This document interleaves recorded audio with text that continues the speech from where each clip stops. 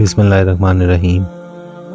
ناظرین، اللہ تعالیٰ نے انسانوں کی ہدایت کے لیے کم و بیش 1,24,000 نبی اور رسول مبعوث فرمائے۔ ہر نبی کو مختلف معجزات اور خصوصیات سے نوازا گیا۔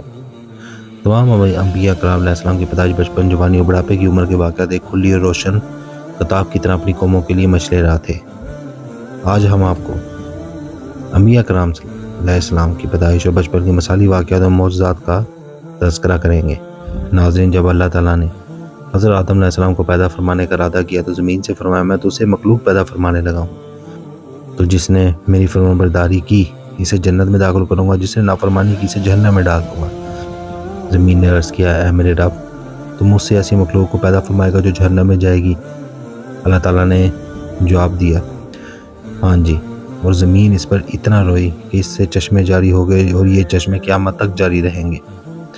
اللہ تعالیٰ نے حضرت آدم علیہ السلام کی تخلیق کا فیصلہ کیا تو حضرت جبرائیل علیہ السلام کو حکم دیا کہ زمین سے ایک مٹھی پر مٹی اٹھا کر لاؤ۔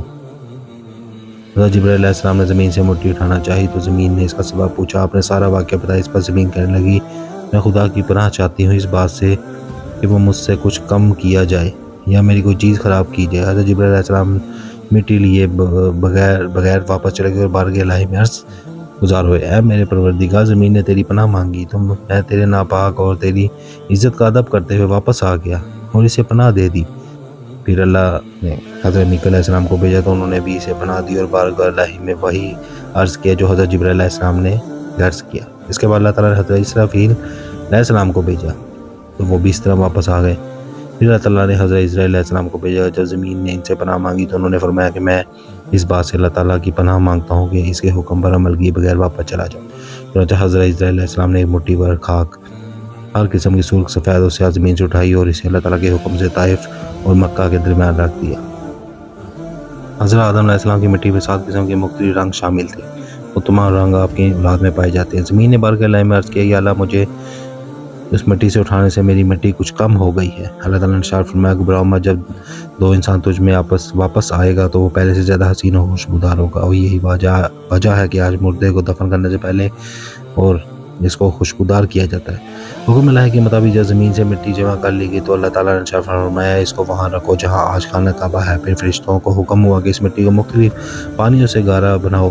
پھر اس مٹی پر اللہ تعالیٰ نے 40 دن تک اپنی رحمت کی بارش برسائی، 39 دن غم کی اور 1 دن خوشی کی۔ اس لیے انسان کی زندگی میں خوشی کم اور غم زیادہ ہوتے ہیں۔ حضرت علیہ السلام کا یا خمیر جس مٹی سے تیار ہوئے سے بچ جانے والی مٹی سے کھجور کا درخت بنایا گیا، جس کو حضرت علی رضی اللہ عنہ بیان کرتے ہیں کہ سرکار دو عالم حضرت محمد صلی اللہ علیہ وسلم نے ارشاد فرمایا کہ کھجور کا احترام کرو کیونکہ یہ تمہارے والد حضرت آدم علیہ السلام کی بچی ہوئی مٹی سے پیدا کی گئی۔ اور اس کے علاوہ ایک روایت ہے کہ کھجور، انار اور انگور کو حضرت علیہ السلام کی بچی ہوئی مٹی سے پیدا کیا۔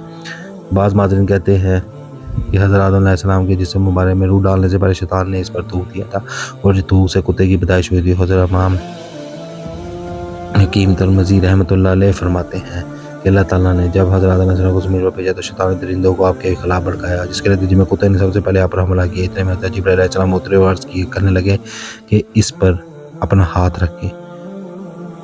جب حضرت آدم علیہ السلام نے ایسا کیا تو کتا سکون میں آ گیا اور منحوس ہو گیا اور اس کی حفاظت کرنے لگا۔ کتے طبیعت میں قیامت کے لیے اولاد آدم کے لیے محبت رکھ دی گئی۔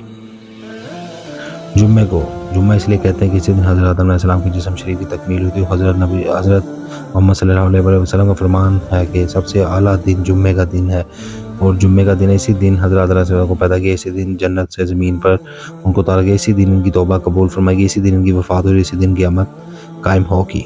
ناظرین، اللہ تعالیٰ نے اپنی قدرت کاملہ سے حضرت آدم علیہ السلام کا پتلا مٹی کی خمیر سے بنایا۔ پھر 40 سال تک وہ پتلا قبلے میں بے جان پڑا، اور جب اللہ تعالیٰ نے چاہے کہ اب حضرت علیہ السلام کو کا ظہور ہو تب روح کو حکم دیا کہ اس پتلے میں داخل ہو جائے۔ چنانچہ جب روح کو حضرت آدم علیہ السلام کے جسم میں داخل ہونے کا حکم دیا گیا تو روح نے عرض کیا کہ یا اللہ، یہ جگہ نہایت گہری اور اندھیری ہے۔ 3 بار حکم الہی ہوا اور تینوں بار روح نے یہی عرض کیا۔ پھر رب العزت نے فرمایا کہ تو نہ چاہتے ہوئے داخل ہو رہی ہے، پھر نکلنے میں بھی اتنی سخت تکلیف ہوگی۔ یہی وجہ ہے کہ جب انسان کے جسم سے روح نکلتی ہے تو سخت تکلیف ہوتی ہے، اور جب روح آہستہ آہستہ جسم میں داخل ہونے لگی रूह जैसे जैसे अंदर पहुंचती गई ठीकरे की तरह मिट्टी का पुतला गोश्त में बदलता गया। सबसे पहले सर मुबारक में दाखिल हुई तो हज़रत अलैहिस्सलाम को छींक गई। अल्लाह ताला ने हज़रत अलैहिस्सलाम के दिल में अल्हम्दुलिल्लाह कहने का इनाम फरमाया तो आपने अल्हम्दुलिल्लाह पढ़ा। इस पर खुद अल्लाह ताला ने यरहमक अल्लाह फरमाया। जब रूह मुबारक कमर शरीफ तक पहुंची तो आप अलैहिस्सलाम ने उठना चाहा मगर नीचे तशरीफ ले आए क्योंकि निचले हिस्से तक अभी रूह नहीं पहुंची थी। जब रूह आंखों में दाखिल हुई तो आदम अलैहिस्सलाम ने आंखों से जन्नत के फल देखे। जब ये रूह पेट में आई तो हज़रत अलैहिस्सलाम को खाने की तलब हुई। रूह पाँव तक पहुंचने से पहले हज़रत अलैहिस्सलाम उछले और जन्नत के फलों की तरफ जल्दी की। इस बात का जिक्र अल्लाह ताला ने फरमाया, कुरान मजीद में फरमाया कि इंसान जल्दबाज पैदा हुआ है। जब तमाम जिस्म में रूह पहुंच गई तो अल्लाह ताला ने इरशाद फरमाया, आदम मैं कौन हूँ? हज़रत अलैहिस्सलाम ने अर्ज़ किया, तू अल्लाह है और तेरे सिवा कोई इबादत के लायक नहीं। अल्लाह ताला ने इरशाद फरमाया, तुमने सही कहा। और तिरमिज़ी शरीफ में दर्ज है कि अल्लाह ताला ने हज़रत अलैहिस्सलाम से फरमाया, है आदम फरिश्तों की इस बैठी हुई जमात के पास जाओ और कहो अस्सलाम वालेकुम।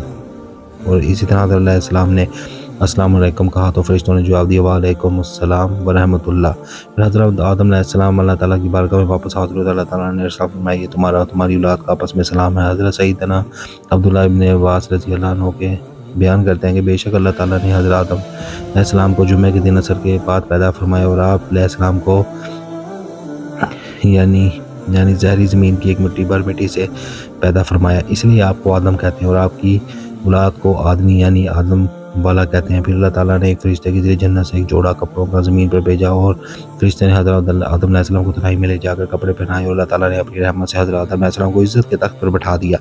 एक और रवायत है कि मैंने जब अल्लाह ताला ने हज़रत आदम अलैहिस्सलाम को पैदा फरमाया और उनकी पीठ पर अपना 10 मुबारक फेरा तो इनकी पूँछ से ता क़यामत इनकी औलाद की रूहें निकली जिन्हें अल्लाह ताला ने पैदा फरमाने वाला है। इनमें से हर इंसान की दोनों आंखों के दरमियान नूर की चमक थी। फिर इन्हें हज़रत आदम अलैहिस्सलाम पर पेश फरमाया। हज़रत अलैहिस्सलाम ने गर्ज करने लगे, या अल्लाह ये कौन है? अल्लाह ताला ने फरमाया, ये तुम्हारी औलाद है। हज़रत आदम अलैहिस्सलाम ने इनमें से एक शख्स को देखा तो इसकी आंखों के दरमियान की चमक पसंद आई।